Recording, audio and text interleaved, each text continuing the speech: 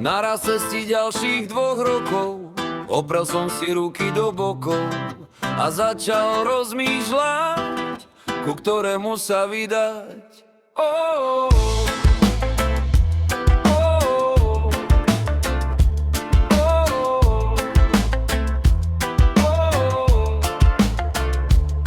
Keď už som vedel, čo sa stalo, mohol som sa pripraviť hravo, byť veštec dobre platený, budúci rok viac zdanený.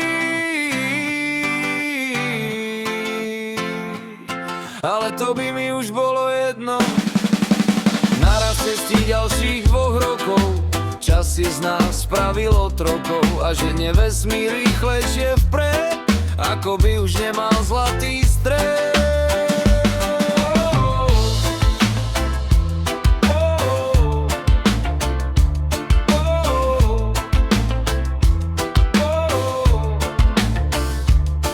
Čo keď koniec je v dohľade a ten čas je fakt vo vláde? Čo keď 4 jazdci cvalajú nám v ústrety a za nimi je stôl večnosťou prestretý?